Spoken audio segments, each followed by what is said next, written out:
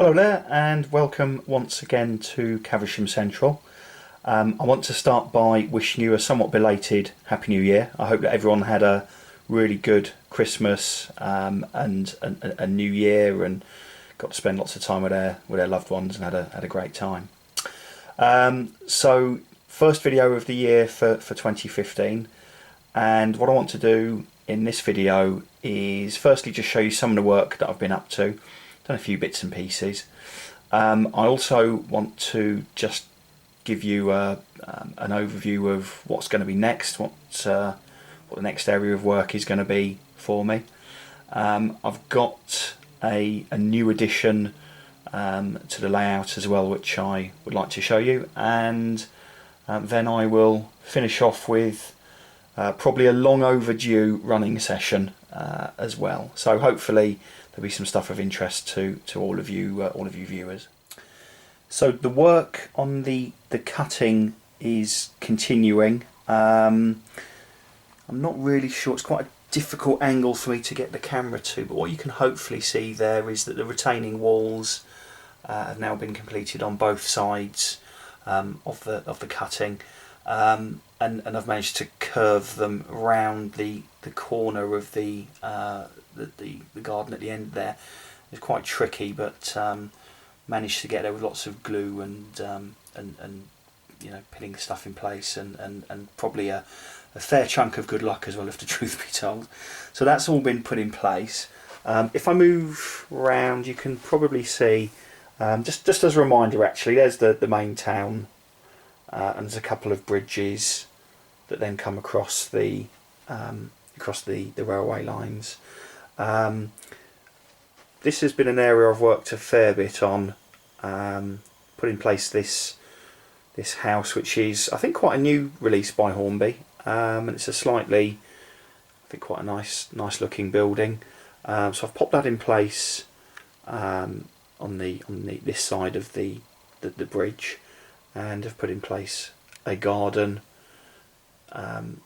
There's actually going to be a hedge down the middle here, but I'm starting to build up the garden. In fact, if I come round, you can have a look and see from the back. I mean, it's not finished yet, obviously, but I used static grass and then I think it's the Will Scenics paving slabs for the patio at the back, and I've popped in a Hornby greenhouse.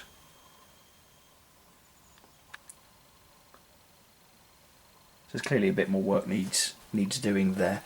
The front of the house I'm quite happy with actually. I think it looks pretty good. I'll zoom in. The pots of flowers I got from one of the stands at Worley, and the wall at the front of the house is part of the Backman range with this very finely made garden gate, and I've tried to put lavender by the side of the path leading up to the front door. If I lift this off, actually, you can see that it also will have a front room which has got a TV in there. I've ordered a sort of sofa and some furniture as well to go in there, and some figures, so that I think will look actually really good once it's all in place. There we go, put that back. So I'm pretty happy with that actually. I think that looks really good, and it's good fun to do. So moving along to this side, I'll just move some of this stuff out of the way. As you know, there's a car park, or car parking spaces at least, on this side, and I've put in place a small industrial unit. The idea is I'll be putting in some sort of fence here as well, just to fence it off, and then the recycling bins will be in the car park, which you know you do see in quite a lot of sort of public car parks. This side I haven't done anything yet, but I asked last time for some ideas, and thank you to those of you who offered up your thoughts. One of you suggested a hand car wash, and I think that's a brilliant idea. I think that would look really good here. So I'm going to put in a sort of an outdoor, you know, sort of terrapin building, and go with that, I think. So that will be a hand car wash, which I think will finish off this side of the sort of the town scene really quite nicely. This might give you a bit more of just an idea of the curvature of the wall that I've put in place. And as you can see, I've managed to get scenic items round down at the bottom, which again I think looks good. I've also put in these capping stones, which were downloaded from, I think it was modelscenery.com, and I think they set things off quite nicely. So that's the work that's been completed on the town scene. I hope you like what you see. I think it's looking pretty good, if I say so myself. Now I've also been busy with the airbrush. In my last video I showed you this Class 58 which I bought, and as you can see it's now been weathered up. I didn't want to go too bonkers with the weathering. Let me just kneel down, hopefully get a slightly better view. I didn't want to go too bonkers with the weathering, but at the same time, you know, clearly if it's in service it's going to get muck all over it, so I'm pretty happy with how that now looks. What I've also done is weathered up these. I think they're PCA wagons, if my memory serves me. So some of these came pre-weathered, and I've just added to that. I don't know if you can see so well on the on this picture, but there's some streaks been applied on that one. That one I think I left as it is, or maybe just dirtied it up a little bit at the top. This one I added a bit of graffiti. It's a transfer, and then weathered over the top of it. I'm just moving along the rake. A bit more graffiti on that one.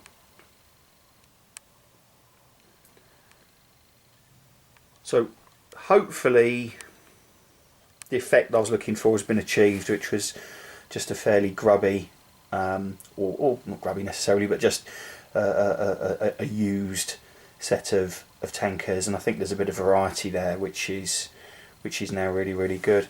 Can I also just, if you've not seen this product, I'll introduce you to it. I'll just pop it there in front of the rake of wagons.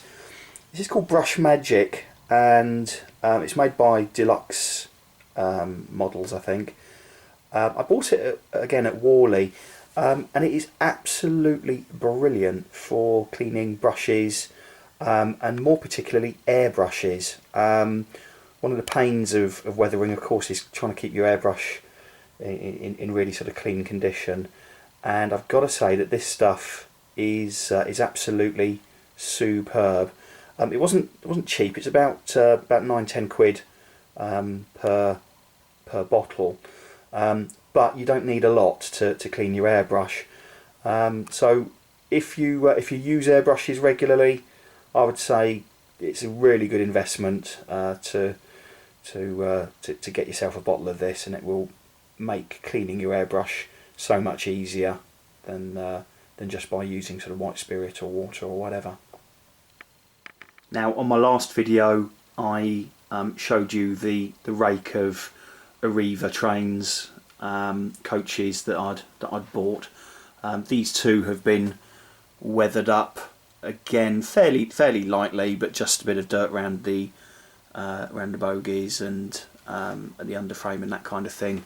I've also just come up here, as you can hopefully see, just applied a reasonably light dusting of roof dirt along the top. Again, I didn't want to go mad with this stuff, but I think it's had the desired effect. What I've also fitted is one of these Train Tech rear lights, which was actually very easy to do. And the good thing about these is that they're motion sensitive. So if if I just give the carriage a bit of a push, there we go, you can see that the light comes on, which looks really good. Now, I had to take the coach apart, and on this particular model it was actually quite easy, a lot easier than I had anticipated. If I show you the product itself, I know other people have got videos on YouTube with this, but that's basically what you get. It runs off of just a regular battery, I think it's like a watch battery, and fits into this unit here. And the idea is that you drill some small holes at the end of your carriage or your goods wagon, and fit the prongs off the back of the light through. It took me maybe half an hour to fit it. I had to cut away some of the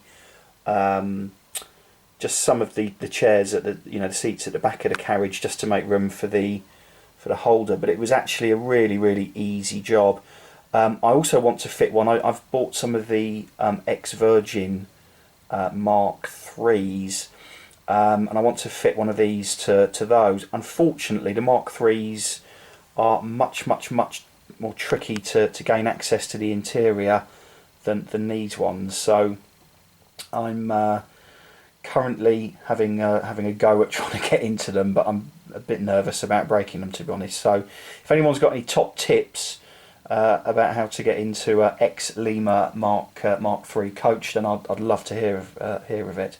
But for the here and now, this now has a flashing light at the back, and I think that actually completes quite a nice looking train. So in terms of work that I want to be getting on with over the course of the next few months, I mean, clearly there's still work to be done on the house, and as I said, on the hand car wash. There'll also be bits and pieces of detail need adding to the houses on the other side of the road. Actually, whilst I'm talking about that, I'll just zoom in. Not sure if you can see that. In fact, I might even have shown you this before, but I managed to get hold of a lady ironing, which I think looks really good inside the house there. So there's work going to be carrying on this side in terms of road signs and that kind of thing. But in terms of the next big bit of work, really it's going to be this corner here. Now, as you can see, I've got low relief buildings along the side of the station, and some of my homemade fencing which needs to continue along around the perimeter of the track. So there's two things really. Firstly, putting in place a bit of an industrial unit. I've got the buildings, but I need to just work out the best way to put them in place and make them look as realistic as possible. I've started to put down some of the printed off concrete, again courtesy of model railway scenery. So this whole kind of corner needs doing, and I've got to say it's actually quite fiddly to get to. We're up in a loft here, as you can probably see. There's the roof there. I suspect I'm going to run out of Nurofen from banging my head on the roof as I'm trying to work there. I probably should have done it before putting this in place, because actually this is quite tricky to reach over. Anyway, we live and learn. So this corner will be an industrial unit, and then as we come along the side, my idea, as you can see, I've got some flats here. I've also bought a card kit of a sort of council, a lower level set of council flats, which I think together with the Buckman Scenecraft item here would look reasonably good. I've got to work out, as I say, all of the positioning of where it's all going to go, and then it's putting in roads and all that kind of thing. But that will keep me busy, I suspect, for some time. And actually, if I now just take you around the layout, you can probably see, once that's done, all of the big work is really, has really been done. So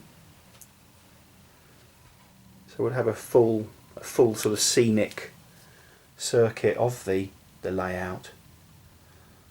So from there on in, I guess it will just be a case of improving on the work that I've done previously. I'm sure there'll be more work on the station and all that kind of stuff. Anyway, so that's the plans for the coming months. Oh, the other thing I want to do, whilst I think of it, is to replace the lighting on the station. These are the train save lights, and don't get me wrong, they're fine. However, they do get hot. I probably should have wired in resistors. Some of the bulbs, there goes an example there. Some of the bulbs have blown, and I want to replace them with something with LED bulbs, which are much cooler to run, and I think just actually look a bit better. So that's another project as well. So the work never stops at Caversham Central. So in addition to the work that I've been doing on the layout, I also have a new addition which I would like to share with you. And here it is. It is the Bachmann Class 150 DMU in the First Great Western livery. Zoom around so you can get a good look. This is the first Class 150 that I've bought, and I've got to say it's as per usual from Bachmann, a very good model, and one which I think is a welcome addition to the fleet here. It comes with front and rear lighting, obviously, and lighting inside of the coaches. One thing they've done which is slightly different from a previous version is, if you just see here, previously I think you could probably see the engine block inside, but what they've done is, just by painting a couple of lines on the side of the engine block, it's designed to look like seats, which I think is really quite clever and works very well. So zoom in so you can have a bit of a look at the detail. As usual, the livery is and printing is really good. I've given this a very light weathering just over the bogies and the underside of the body, just to make it look a little bit more realistic, and a little bit of roof dirt on top of the carriages as well. Sorry, I'm struggling here with my camera today. So a really nice item. And as you can see, we have the lights on at the front here. The DMU comes with optional snow plows, which I've fitted, and you can probably see the weathering may be slightly better there than on the sides. So that's basically it. I'm really happy to have this added to the layout. When Bachmann said they were bringing it out a while ago, I was looking forward to it coming out, just because it's another sort of First Great Western item to add. I would particularly like it if they would also come out with a First Great Western version of the Class 166 that was preferably DCC ready or DCC fitted. And I hope, fingers crossed, that in their announcements later on this year that will be included in the range. However, for the time being, the Class 150 gets a big thumbs up from me, and I hope you enjoy it.